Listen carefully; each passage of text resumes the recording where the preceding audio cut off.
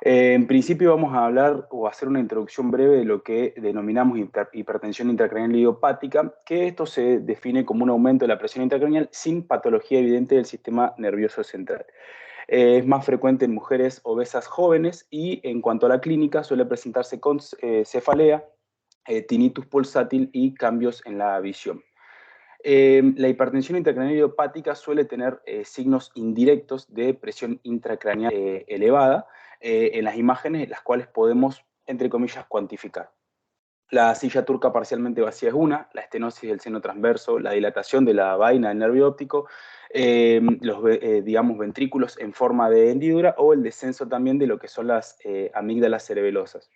En general, varios de estos hallazgos en imágenes pueden resultar inespecíficos o en general ser poco frecuentes de presentación, por lo que la utilidad clínica en sí resulta bastante limitada de estos hallazgos. No obstante, existen varios signos indirectos de aumento de PIC, es decir, si existen varios, es decir, si vamos sumando varios de estos hallazgos, podemos llegar a sugerir un diagnóstico de hipertensión intracraneal idiopática.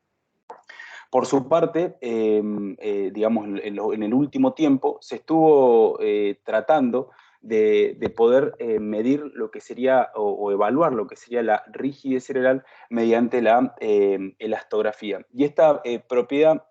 que como mencionaba se ha hecho en menor manera, lo que tiende la elastografía es a medir las propiedades mecánicas de los tejidos,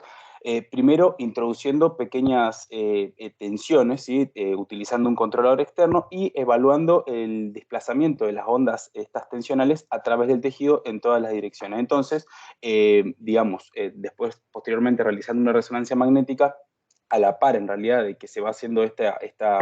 emisión de tensión, se puede medir este flujo de tensional y poder determinar si, digamos, si existe o no rigidez. La elastografía en general se ha utilizado mucho en lo que es la determinación de la fibrosis hepática, justamente porque bueno, puede valorar este aumento de la rigidez de los tejidos.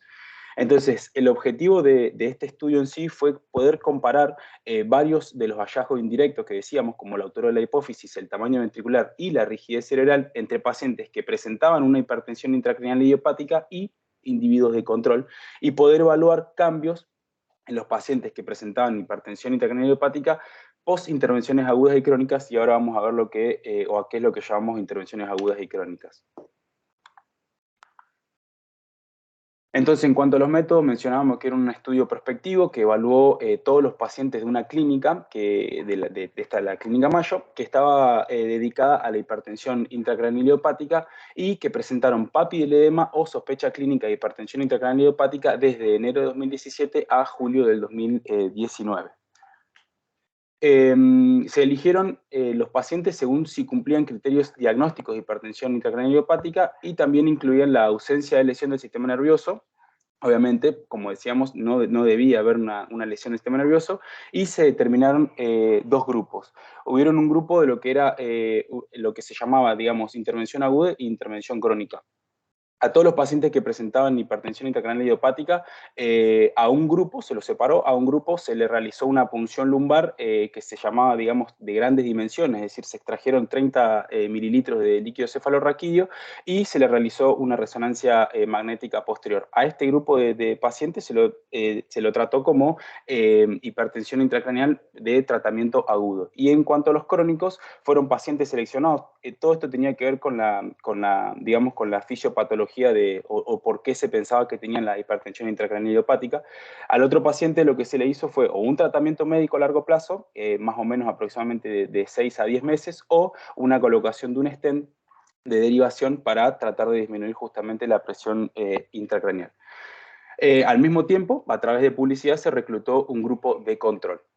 Entonces se realizaron exámenes de resonancia magnética en un equipo 3 Tesla, se evaluó la altura de la glándula pituitaria y otros hallazgos cualitativos, y dentro de estos hallazgos cualitativos fue, por ejemplo, la presencia de lo que era, por ejemplo, el volumen ventricular, que está mencionado nuevamente acá abajo, y también, por ejemplo, si existía o no en las imágenes, por ejemplo, estenosis de los senos transversos. Luego se realizó una elastografía por resonancia magnética en la que se introducen ondas transversales, como habíamos hablado, con un dispositivo neumático, y se realizan las imágenes a través de un software, se procesan las imágenes a través de un software. La medición del sistema ventricular está mencionado otra vez acá abajo porque primero se intentó, digamos, medir de manera lineal, es decir, por ejemplo, con el índice de Evans, el volumen ventricular, pero esto es muy inespecífico para los cambios mínimos de volumen, por lo que se decidió utilizar un software que era el mismo utilizado para la elastografía, en el que directamente se utilizó ese software para hacer una medición 3D de lo que era el volumen ventricular. Todas las imágenes que se realizaron en cuanto a la medición de la altura de la glándula pituitaria y la evaluación de los senos transversos fueron evaluadas por un neuroradiólogo que estaba como becario y que tenía años de experiencia, aproximadamente 3 años de experiencia, al que se le había brindado un curso, ¿sí? En el que se le, digamos, de los hallazgos directos o indirectos de lo que era la hipertensión intracranial idiopática. Luego, todos estos datos fueron volcados en un análisis estadístico. Entonces, a modo de resultados de lo que fue en sí el estudio, en total se evaluaron 30 pacientes que presentaron hipertensión intracranial idiopática y que entraron dentro de los que no presentaban lesiones del sistema nervioso central y que no tenían criterios de exclusión. Todos los que se incluyeron fueron 30 pacientes y 20 pacientes fueron el grupo de control. De estos 30 pacientes, 12 fueron los que se sometieron a la punción lumbar diagnóstica esta de gran volumen, y de estos 12, 11 fueron los que quedaron o los que obtuvieron posterior a la punción lumbar una presión de líquido cefalorraquídeo dentro de lo normal, y este fue el que conformó el grupo de intervenciones agudas. Posteriormente, otros 16 pacientes fueron los que se sometieron a intervenciones, ya sea médicas o colocación de stent, y obteniendo resolución completa del cuadro, un número de 12 pacientes. Estos 12 entonces fueron los que terminaron formando el grupo de intervención crónica. Y obviamente a los tanto de agudo post punción lumbar se realizó una resonancia magnética, y a estos crónicos post tratamiento, después de aproximadamente 10 meses fue el promedio, se realizó también la resonancia magnética de control. Entonces, como resultados, digamos, de lo que se explayó en estos diagramas, podemos ver, por ejemplo, que a nivel de lo que era la altura de la hipófisis, esta fue significativamente menor en todos los pacientes que presentaban hipertensión intracraneal idiopática al momento del estudio. En general, digamos, los pacientes, los individuos normales llegaban a tener una altura de unos 7 milímetros, y en los pacientes que presentaban hipertensión era en general de 5 milímetros la altura. Un dato que se menciona en el estudio es que el aumento de la apófisis posterior a los tratamientos, sobre todo posterior a tratamientos de las intervenciones crónicas, es decir, posterior a 10 meses de tratamiento, aumentó de manera significativa, pero se mantuvo siempre por debajo de lo que era el nivel del control de los pacientes normales, ¿sí? O los individuos de control. En cuanto al volumen ventricular, bueno, en realidad el volumen ventricular no fue significativamente diferente entre pacientes que presentaban, digamos, hipertensión intracranial idiopática con los grupos de control, y en general tampoco cambió después de las intervenciones tanto agudas ni crónicas. Por su parte, en cuanto a lo que son la elastografía por resonancia magnética, la mediana de puntuación o la media de puntuación en cuanto a la rigidez fue sí significativamente mayor en los pacientes que presentaban hipertensión intracraneal idiopática que en el grupo de control. Ahora bien, en cuanto a los pacientes que presentaron una intervención aguda o una intervención crónica, no hubo un cambio significativo, pero sí se evidenció, no un cambio significativo, perdón, en lo que fueron agudos, ¿no? Pero sí se evidenció un discreto cambio en los pacientes que presentaron una intervención crónica, ¿sí? De este patrón de rigidez. Y algo que no mencioné anteriormente fue que esta elastografía y esta medición de la rigidez cerebral se midió de manera global en todo el encéfalo, y también se midió de manera focal, ya sea en los lóbulos frontales, occipitales, temporales, etc. Lo que más se tomó en cuenta fue que hubo cambios a nivel del lóbulo occipital y fueron los que se plasmaron en este cuadro. Y sí, digamos, lo que es digamos, la rigidez o los valores de rigidez fueron significativamente mayores en los pacientes que presentaban hipertensión intracraneal, algo similar a lo que pasó en general en todo el encéfalo. Pero en general la rigidez no cambió significativamente después de las intervenciones agudas ni crónicas en estos grupos de control. Entonces acá vamos a ver algunos de los ejemplos de los cambios que se habían producido, digamos. En este caso es una mujer de 28 años que presentaba esta hipertensión intracraneal idiopática. La primera imagen, bueno, ambas imágenes son imágenes ponderadas en T1 en un plano sagital, y la primera imagen muestra la medida de la hipófisis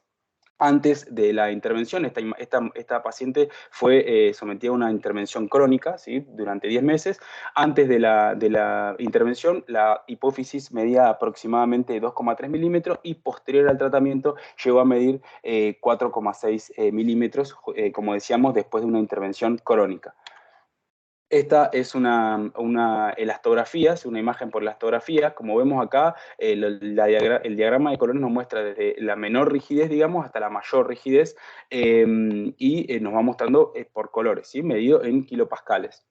Bueno, esta es una paciente de 28 años también que presentaba hipertensión intracraneal idiopática, y estos mapas de rigidez, tanto la A fue realizada al inicio del estudio y la B fue realizada 6 meses después de la colocación de un estenos, es decir, que también tuvo un tratamiento crónico, y muestran en general cómo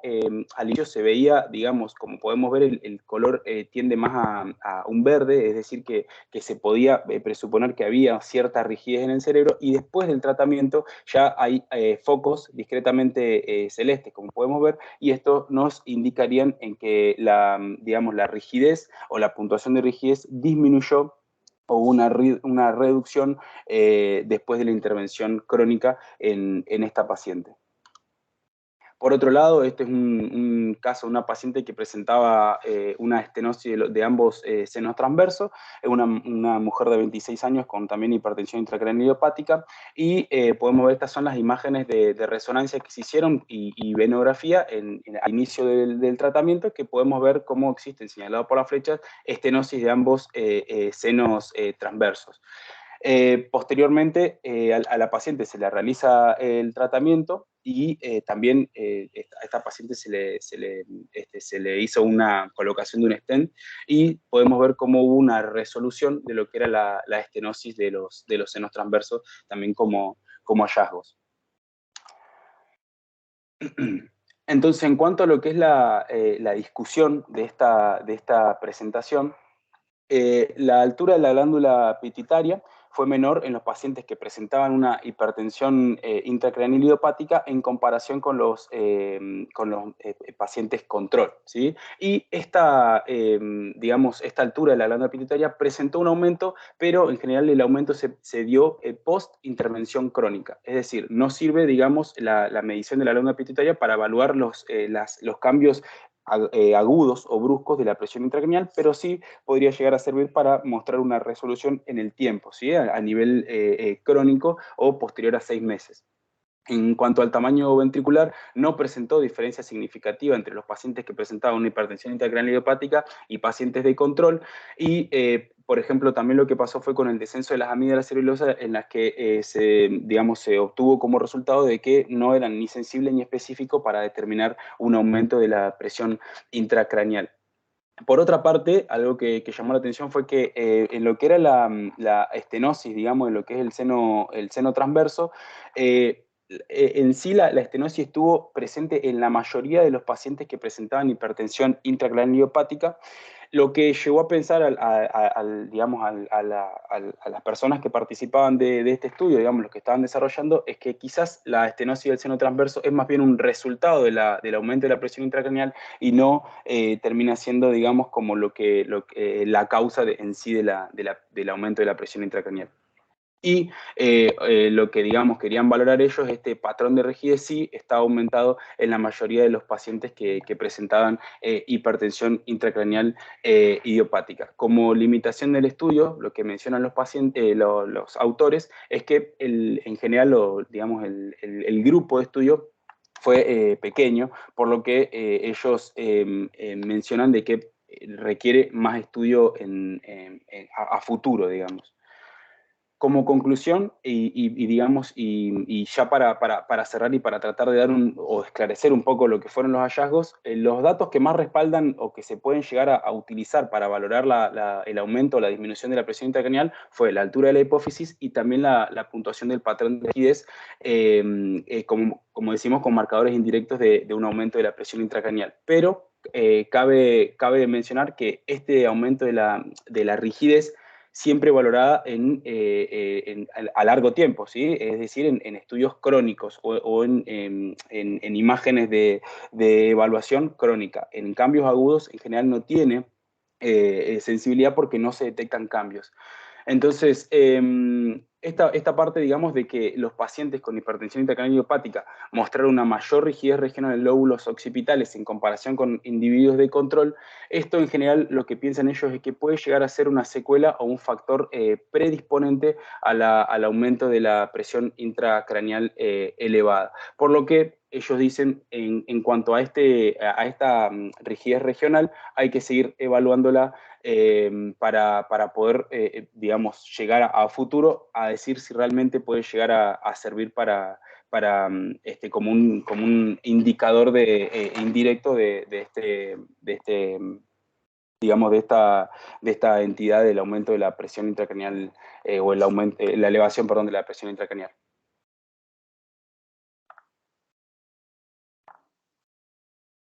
Muchas gracias. Yo acá dejo el título original